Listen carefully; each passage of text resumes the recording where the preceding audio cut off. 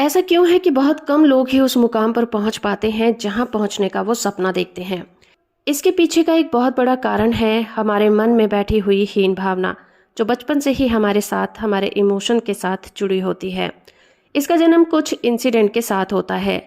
उन इंसिडेंट से आए रिजल्ट के कारण वो हमारा बिलीफ सिस्टम बन जाता है, और यही बिलीफ सिस्टम पूरी ज़िंदगी हमारा मार्गदर्शन करता है।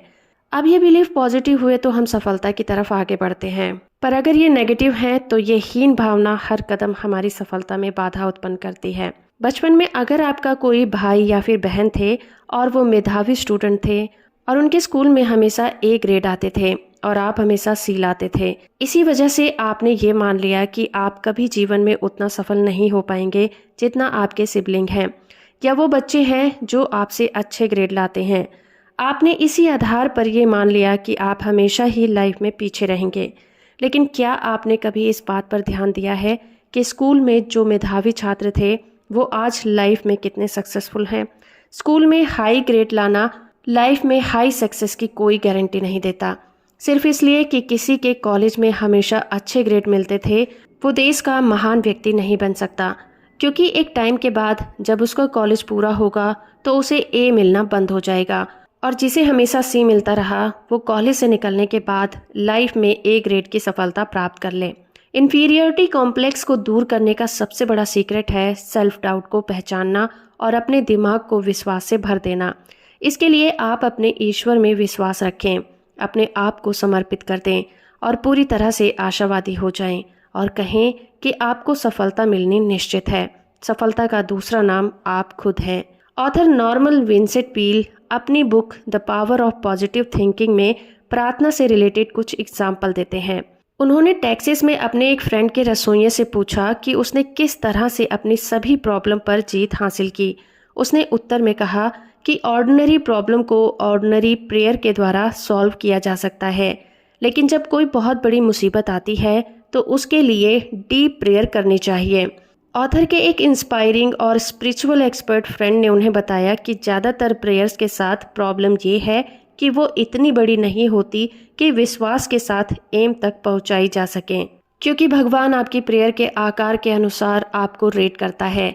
तो आपकी प्रॉब्लम जितनी बड़ी होगी आपकी प्रेयर भी उतनी ही बड़ी होनी चाहिए। अपनी प्रेयर को मन में इतनी गहराई तक ले जाएं जहां तक आपके डाउट, फियर और इन्फीरियरिटी कॉम्प्लेक्स बैठे हुए हैं। डीप प्रेयर करने से आपके अंदर की ये कमियां धीरे धीरे खत्म हो जाएंगी। आप किसी स्पिरिचुअल एडवाइजर के पास भी जा सकते हैं और उनसे प्रेयर करना भी सीख सकते हैं। अपने अंदर विश्वास को पैदा करना और उसे यूटिलाइज करना एक प्रैक्टिस है जिसे सीखा जा सकता है, और इस स्किल को इम्प्रूव करके आप जो चाहे वो कर सकते हैं। ऑथर ने इस बुक में हमें 10 ऐसी प्रैक्टिस के बारे में बताया है जिसको सीख कर इन्फीरियरिटी कॉम्प्लेक्स से बाहर निकला जा सकता है। जाहिर तौर पर आत्मविश्वास की कमी आज लोगों की सबसे बड़ी प्रॉब्लम में से एक है। एक यूनिवर्सिटी में साइकोलॉजी कोर्स में 600 स्टूडेंट का सर्वे किया गया। उसमें उनकी सबसे मुश्किल प्रॉब्लम को बताने के लिए कहा गया। 75% स्टूडेंट ने विश्वास में कमी बताई।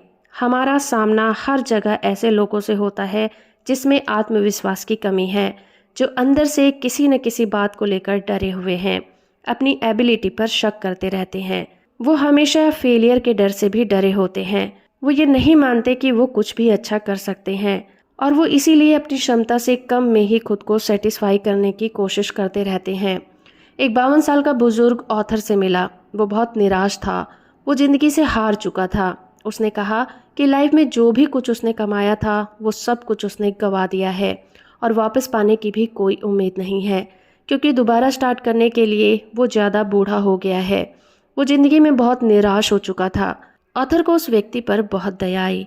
उसकी प्रॉब्लम ये थी कि निराशा उसके दिमाग में घुस गई थी, जिसने उसकी थॉट प्रोसेस को ओवर पावर कर दिया था, जिसकी वजह से वो बहुत ज़्यादा हताश और निराश हो गया था। ऑथर ने उसे पूछा, आइए एक कागज़ पर लिखते हैं कि आपने क्या क्या खो दिया है और आपके पास क्या क्या बचा है। पर उस व्यक्ति ने झुंझलाकर कहा, कोई फ़ायदा नहीं है, मेरे पास कुछ भी नहीं बचा, मैं क्या क्या लिखूंगा। ऑथर ने कहा, फिर भी हम एक लिस्ट बनाते हैं। क्या आपकी पत्नी आपके साथ है?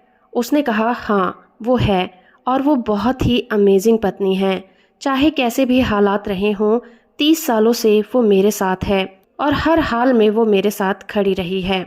ऑथर ने फिर पूछा, क्या आपके बच्चे हैं? उसने कहा, हाँ, मेरे 3 बच्चे हैं और वो बुरे समय में भी मेरे साथ खड़े रहे थे और उन्होंने हर कदम पर मुझे प्यार किया है। इसके बाद ऑथर ने पूछा, क्या आपके फ्रेंड हैं? उसने कहा, हाँ, कुछ अच्छे फ्रेंड हैं। वो मेरी मदद करने को हमेशा ही तैयार रहते हैं। ऑथर ने फिर पूछा, क्या आप ईमानदार हैं या आपने कुछ गलत किया है? उसने कहा, मैंने कभी बेईमानी नहीं की, हमेशा सही काम करने की ही कोशिश की है। उसके बाद ऑथर ने पूछा कि आपकी हेल्थ कैसी है? उसने कहा कि उसे कोई भी बीमारी नहीं है, उसकी हेल्थ बहुत अच्छी है और वो बहुत कम बीमार पड़ता है। ऑथर ने फिर पूछा, आपका अपने देश अमेरिका के बारे में क्या ख्याल है? क्या यहाँ आपको ज़रूरत के हिसाब से बिजनेस अपॉर्चुनिटी मिली है? उसने कहा, हाँ, ये दुनिया का ऐसा देश है जहाँ मैं हमेशा रहना चाहूँगा। ऑथर ने फिर पूछा, भगवान की आस्था के बारे में आपका क्या ख्याल है? क्या आपको ऐसा लगता है कि भगवान आपकी हेल्प करेंगे? उसने कहा, हाँ, भगवान की हेल्प की वजह से ही मैं इस समस्या से निकल पाया हूँ। अब ऑथर ने पूरी लिस्ट उस बुजुर्ग के सामने सरका दी और कहा कि मुझे लगता है कि आपके पास अभी भी बहुत कुछ है। लिस्ट को पढ़कर वो व्यक्ति शर्म से मुस्कुराया और बोला कि मैंने कभी इन चीज़ों के बारे में सोचा ही नहीं था। मैंने कभी इस तरह से नहीं सोचा था। शायद चीज़ें इतनी बुरी नहीं थी जितना वो सोच रहा था। बस जब भी आप जिंदगी में कुछ खोने के डर से निराश हो जाएं, तो इस तरह की लिस्ट जरूर बनाएं।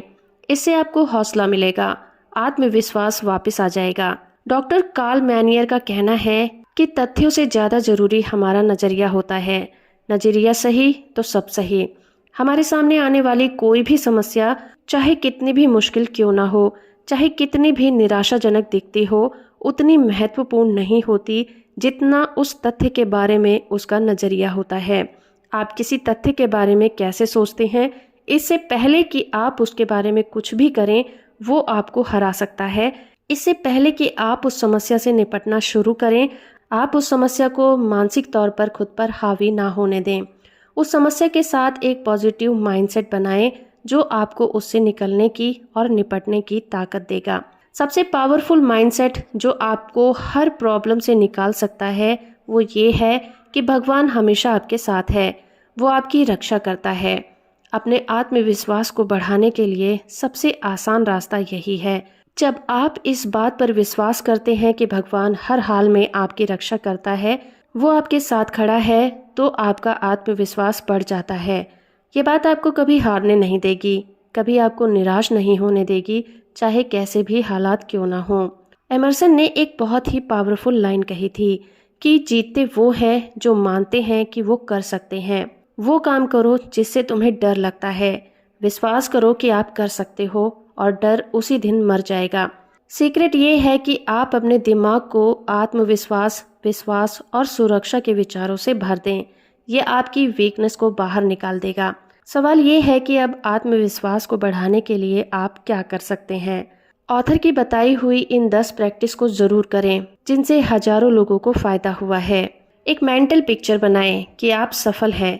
इसे कभी फीका ना होने दें। अपने ऊपर कभी डाउट ना करें, क्योंकि दिमाग वही चीजें पूरी करने की कोशिश करता है जो पिक्चर आप उसे देते हैं। इसीलिए सफलता की कल्पना करें, चाहे इस समय चीजें कितनी ही बुरी क्यों न चल रही हों, क्योंकि दिमाग को आप जो रास्ता दिखाएंगे, दिमाग उसी रास्ते पर चल पड़ेगा।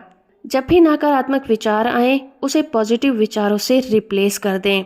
अपनी इमेजिनेशन में किसी तरह के ऑब्स्टिकल ना आने दें। डिफ़िकल्टीज को उसी रूप में देखें जैसी वो हैं। उन्हें फियर फीलिंग के साथ कभी भी वाइब्रेट ना करें। कहने का मतलब ये है कि अपने अंदर कभी डर को ना आने दें। समस्याओं को जैसी हैं वैसे ही उन्हें सॉल्व करने की कोशिश करें और इमेजिन करें कि आप सफल हैं। नंबर 4, दूसरे लोगों से हैरान ना हो और ना ही उनकी कॉपी करें। याद रखें कि आप में वो क्षमता है कि आप जो चाहे वो कर सकते हैं। आपको किसी की कॉपी करने की ज़रूरत नहीं है। नंबर 5, दिन में 10 बार इन लाइंस को दोहराएं। ईश्वर मेरे साथ है, इसीलिए कोई भी मेरे खिलाफ नहीं हो सकता। इस कायनात की हर एक चीज़ मेरे फेवर में है। नंबर 6, आप किसी काउंसलर की हेल्प से ये पता लगा सकते हैं कि आप जो करते हैं क्यों करते हैं। आत्मविश्वास की कमी, हीन भावना आना अक्सर बचपन से ही हमारे अंदर बैठ जाते हैं। सही गाइडेंस से आप इन सब चीज़ों से बाहर निकल सकते हैं। नंबर 7, दिन में 10 बार जोर जोर से दोहराएं, ईश्वर मुझे जो स्ट्रेंथ देता है उससे मैं जो चाहे वो कर सकता हूँ। ये विचार धीरे धीरे आपके मन के अंदर के हीन भावनाओं को खत्म कर देगा। नंबर 8, अहंकारी कभी न बने बल्कि आत्मसम्मान विकसित करें। खुद को भगवान में समर्पित कर दें। विश्वास करें कि आपकी लाइफ भगवान के हाथों में है और विश्वास करें कि आपको वो पावर मिल रही है जिसकी आपको ज़रूरत है। खुद को बहुत हल्का महसूस करें और विश्वास करें कि आप जो चाहते हैं वैसा होना स्टार्ट हो गया है। नंबर 10, खुद को हमेशा याद दिलाते रहें कि भगवान हमेशा आपके साथ है, आपको कोई नहीं हरा सकता, आप जो चाहे वो कर सकते हैं। मेरा विश्वास है कि इन प्रैक्टिस से आपके अंदर एक नई शक्ति का संचार होगा। कि वीडियो आपको कैसी लगी है हमें कमेंट करके ज़रूर बताइएगा। वीडियो को लाइक और चैनल को सब्सक्राइब करना बिल्कुल मत भूलिएगा और वीडियो को यहाँ तक देखने के लिए आपका बहुत बहुत धन्यवाद।